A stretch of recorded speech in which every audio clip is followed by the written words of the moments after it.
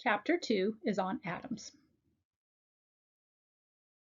So elements are made of atoms. So as we said, the atom is the smallest particle of an element that still behaves like that element or shows its chemical properties of the element. For example, we have copper here. We have copper pennies. You break them down to the smallest piece. This is an atom of copper. So I want to give you a little bit of history about the atom. In 470 BC, a Greek philosopher named Democritus, he came up with a hypothesis. Remember, a hypothesis is a guess of why something happens. So people a few thousand years ago were asking, what is everything around us? What are we all made of? Well, he came up with this hypothesis that everything is made of small particles that he called atoms. It came from the word atomos, which means not to cut. So you can't cut it into any smaller piece. So that was his hypothesis, that is everything is made of atoms. John Dalton was an English chemist who followed the scientific method. He came up with a hypothesis and then he tested it, and then he developed the atomic theory. So I do want you to be familiar with John Dalton's atomic theory, which was he created in 1805. There's 4 points to it, and the first statement is that all matters are made up of tiny indivisible particles called atoms, just like what Democritus said. All matter is made of atoms. We now have proof to show that this is true. So in this picture here, these are showing individual iron atoms. Fe is iron, and behind here are copper. Cu is copper. So they have moved these iron atoms around, and we now have these very powerful microscopes that you can actually see atoms. So they were able to manipulate these atoms, and they used kanji characters to write out the word atom. So first statement is all matter made of these tiny indivisible particles called atoms. His next statement is, are all atoms of the same element are identical to each other? So for example, in iron, every one of these spheres, which represents an iron atom, is identical to each other. And every copper back here atom is identical to each other. The third statement in Dalton's atomic theory are atoms of different elements are different. So in our picture here, we have copper and aluminum. And if we look at the atomic level, those atoms are different from each other, which gives them different properties. Fourth thing he said is that atoms can combine to form molecules, and a molecule is a tightly bound group of atoms that function as a unit, and they're in this distinct ratio. So for example, we have CO2 is our formula. This is what our compound looks like. We have one compound with 2 oxygens bonded to it. So CO2 is always going to be in this fixed ratio. So atoms can combine to form molecules is the fourth thing he said. The evidence for Dalton's atomic theory is based on 2 laws, and I want you to be familiar with the 2 laws. The first is the law of conservation of matter. This was developed in 1780 by Antoine Lavoisier, a French chemist, and the law of conservation of matter says matter can neither be destroyed or created. So we're going to look at this chemical reaction below to help explain this. So what we have here is CO, stands for carbon monoxide, and I also have a molecule of carbon monoxide displayed. We're reacting carbon monoxide with PbO, so this is lead oxide, okay? And when we react these 2 compounds together, we form carbon dioxide and just lead by itself. So what happens in the chemical reaction is we're not creating anything new. All we're doing is rearranging the atoms. So if we look on the left, we have 1 carbon, we have 1 oxygen in CO, and then we have 1 Pb and 1 oxygen here. Now this is going to balance out my carbon and oxygens on the right. So on the right, I have 1 carbon as well, and I have 2 oxygens here, and total on the left I had 2 oxygens, and then on the right I have 1 lead. So I also have the pictures here to show you as well. So we have one black ball for my carbons, two red balls for my oxygens, and one yellow ball to represent my lead. So all we've done is we've rearranged these atoms and we created our new compounds. So the matter didn't come from anywhere else. It's just rearranging these. So that's the law of conservation of matter. Another way, how he actually discovered it, Lavoisier, is he actually weighed the compounds. So if we took my original compounds, and let's say, for example, I weighed out 5 grams of carbon monoxide and maybe 10 grams of lead oxide. And then after my reaction, I weighed my products that I created. And let's say this one weighed maybe 8 grams for CO2, and this one would weigh 7 grams. So if we added the masses of what we started with, the total mass was 15 grams. The end, when I weighed both my new products, was also 15 grams. So that's following the law of conservation of matter. Again, nothing was created or destroyed. We ended up with the same mass, what we started and what we ended with.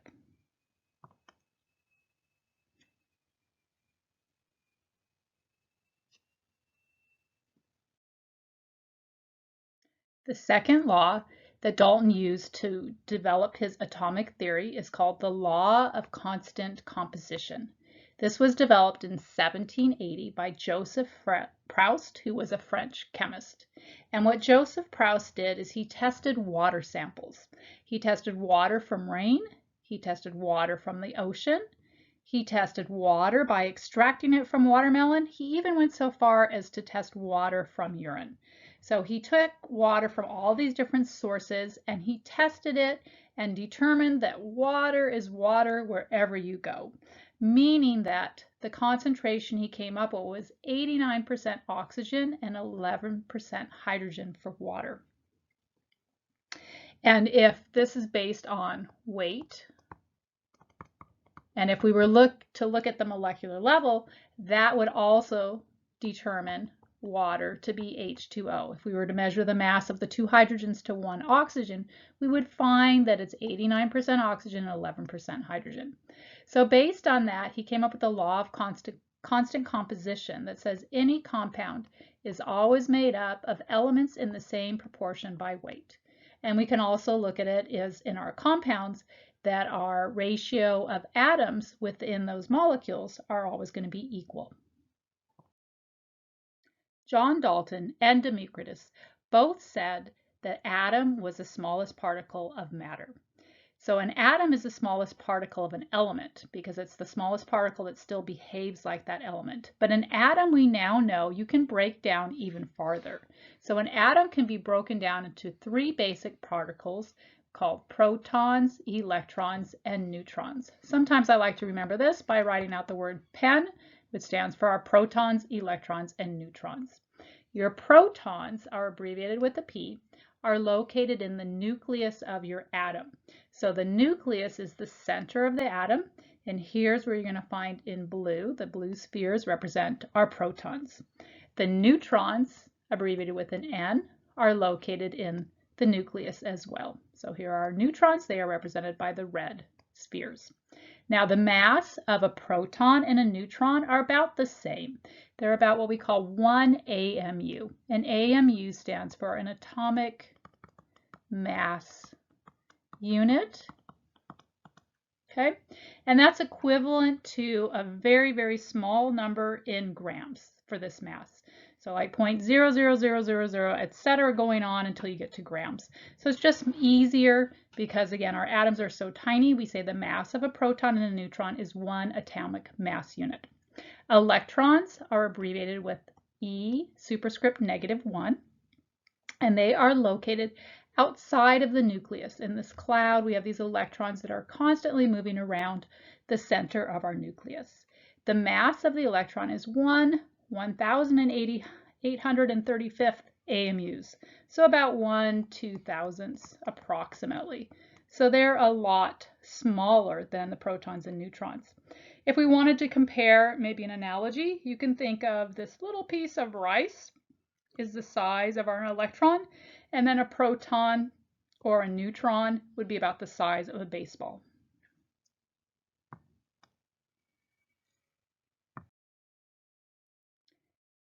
Atoms are neutral. Protons have a positive 1 charge and electrons have a negative 1 charge. So in my diagram right here, the red sphere with the positive charge represents my protons. The electrons represent this much smaller yellow sphere with a negative 1 charge on it. And that's also why the electron has a superscript of a negative charge to help us remember that that's always a negative charge.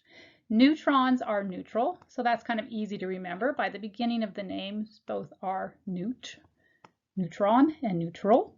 And since atoms are neutral, your number of protons must equal the number of electrons. So if we look down here, we have a +1 proton and a -1 electron. The +1 and the -1 will cancel each other out, and we end up with something without a charge, a neutral atom. So the number of protons equal the number of electrons. So in this example, I have carbon. Carbon in its nucleus has 6 protons, so we'd have 6 plus, and then we have a total to balance that. It must have 6 electrons, which are represented by the green spheres with the -1 charge. So that would be a -6. So overall, if you added them up, it's 0, which represents no charge. So we have a neutral atom. So just remember, atoms are always neutral. There is no charge. So protons and electrons are always equal to each other. Your atom is comprised of protons, electrons, and neutrons. And if we want to know the mass of an atom, we would use the mass number, which is the number of protons plus neutrons. So if we think about, again, a proton's about 1 AMU and a neutron's about 1 AMU. The electron was about 1/2000th the size. It's much smaller. So the mass of our atom, we only consider protons and neutrons and not electrons, because electrons are so small that they're not going to really add up to the mass. We consider them negligible. So in this example, we have what is the mass number in an atom with 12 protons, 12 electrons, and 13 neutrons. So all we have to do is add protons plus neutrons. So we have 12 plus 13 gives me 25. So that is the mass of my atom. And again, electrons are not included in the mass number because they are so much smaller. The elements on the periodic table are arranged by atomic number. The atomic number is found in the box for your element at the very top. This represents the number of proton, and that determines the identity of the element, the number of protons. So each element has a different number of protons, which is what makes each element different from each other. So in our example here, I have a helium atom out of my helium balloon, and if I were to blow that up and look at its nucleus, a nucleus in the helium atom has 2 protons. Or in a graphite pencil, it's made out of carbon, in my nucleus I have 6 protons. So again, that's how one element differs from another, is by the number of protons. What is the atomic number for helium? So we look at our periodic table. The number at the top is our atomic number. So the atomic number would be 2. How many protons? Well, the atomic number tells us how many protons. So the number of protons is also 2. And then how many electrons? Well, that's something you need to deduce. Our atoms are neutral, so the number of protons must equal the number of electrons, because protons have a positive 1 and electrons have a -1 charge, so they have to balance out. So the number of electrons would also be 2. Your protons and electrons are always going to be equal in an atom. What element has 12 electrons, 12 protons, and 13 neutrons? Well, to figure this out, we're going to need to use our periodic table. So on our periodic table, we see what element has 12 as its atomic number, which is the number of protons. So that's 12 protons is got to be Mg, which stands for magnesium. Now the other information was not needed. We didn't need to know the number of electrons. We didn't need to know the number of neutrons. Just the number of protons gives us the identity of our element. What element has 6 electrons, 6 protons, and 6 neutrons? So again, we need to use our chemist tool, the periodic table, and we need to find atomic number 6, which is right here, because the atomic number is your number of protons. So we have 6 protons, and it tells us we have C, which means we have carbon. And if we look at an atom of carbon, again, looking at the atomic level, the protons are the blue positives. So in the nucleus, we have 6 blue positives. Some of them are hidden behind the neutrons. We can't see them all. I can only see 4. But we know that there should be a total of 6 protons. And then because an atom is neutral, our carbon atom is neutral, we have 6 electrons, which are represented by the green spheres with the negative charge. So again, atoms are neutral. They have an equal number of protons and electrons. An atom can actually lose or gain electrons.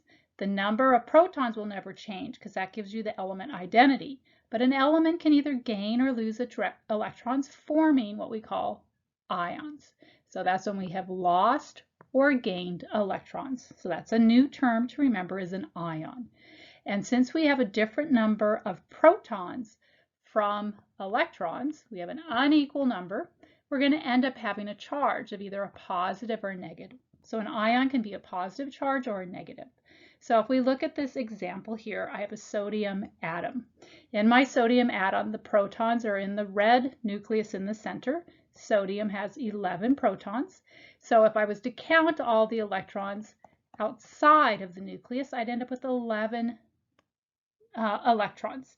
So 11 positive ones and 11 negative ones gives me a total of 0 charge. That's my neutral atom. Now sodium ion, the one next to it, has a charge. So we originally, again, it's still sodium, so we still have 11 protons. However, what happened here is we lost one of our electrons. We started with 11 electrons and now we only have 10. And so we end up with one more proton, which is a positive charge, than our electrons. So we end up with a +1 overall charge. So sodium ion has a +1 charge. So these charges are what occurs in static electricity. So what's happening here with this lady and the balloon is you could take this balloon and you could rub it across maybe wool. And what you're doing is the wool is still wool, but by rubbing it, you pull electrons off of the wool sweater and you can create this negative charge on the balloon. So the balloon would be negative charged. And then if you hold that balloon up to your hair, the balloon is going to be attracted to the positive charge on the hair, the protons on your hair, and it's going to attract that. Opposites always attract, and it's going to pull your hair up. So that's what happens with the static electricity. It's the transfer of electrons. So another example of static electricity, which I like this one here, is all these little styrofoam pieces on this cat. They're attached to them by transfer of electrons from ions. So potassium atom has 19 protons if we were to look at our periodic table, and since it is an atom, it has 19 electrons. Protons and electrons are equal. Now if we lose one electron, we now only have 18 electrons and 19 protons. Again, it's still potassium. We end up having one more proton than electron, and again, protons are positive, so we end up with a +1 charge. How you write an ion symbol is whatever the charge might be, you write that as a superscript. So it's the element symbol. K is for potassium. The superscript is a +1 because that's the charge it formed. And you can gain or lose multiple quantities of electrons.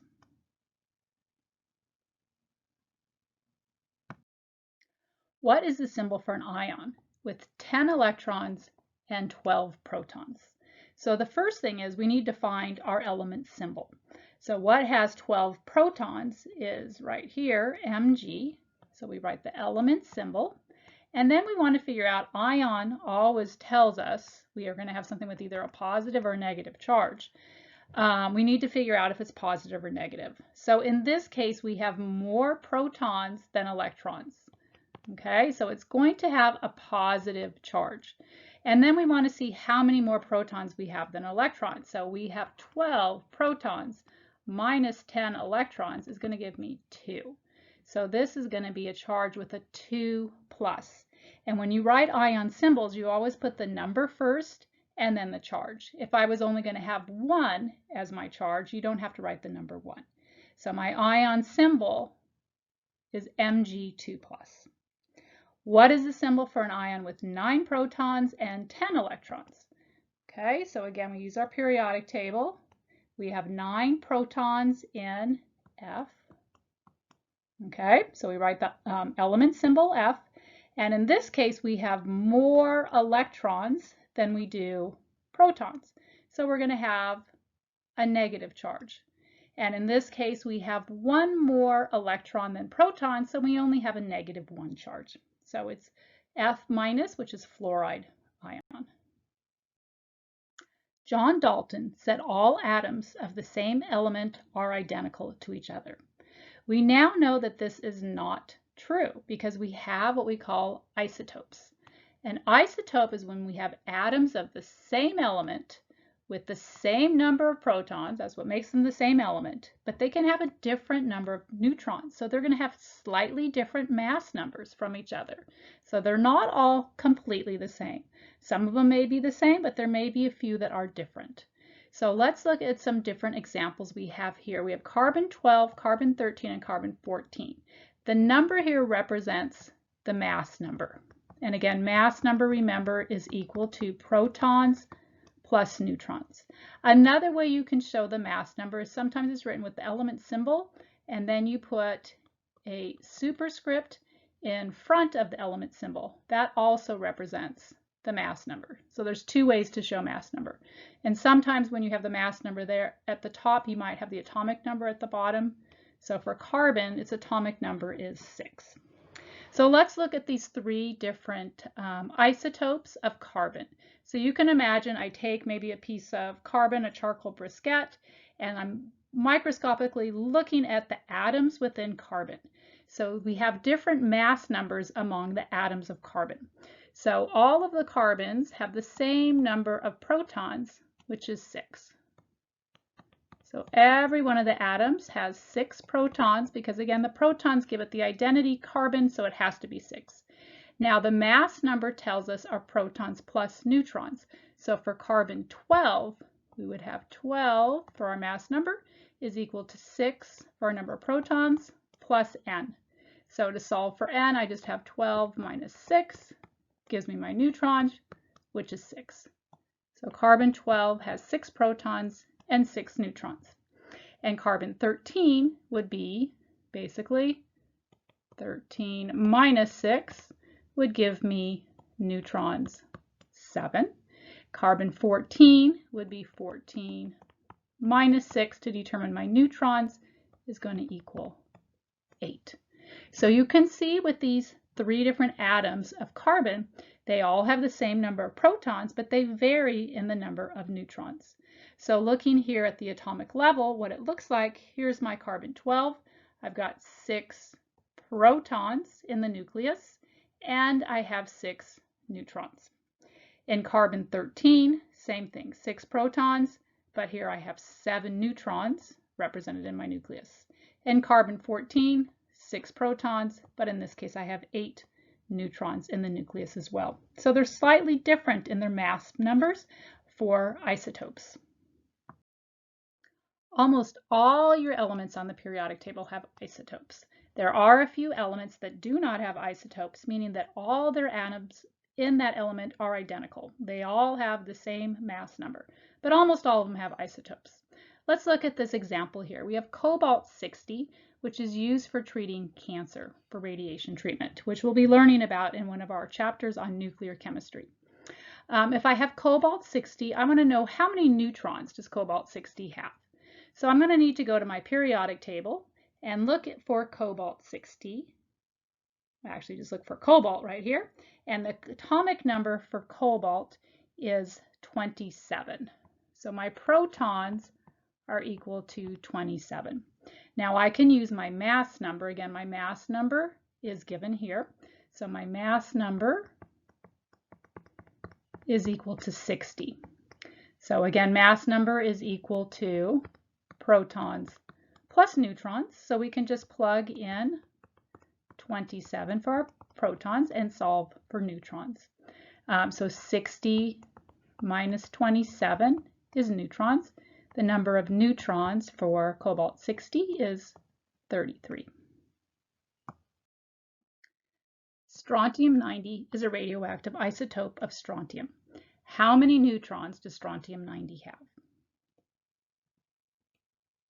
So we need the number of protons for strontium. So we can find strontium on our periodic table has 38 protons. And so the mass number is 90. So if we have 90 minus 38, that will give us the number of neutrons, which is 52. Now, strontium-90, as I said, is a radioactive isotope.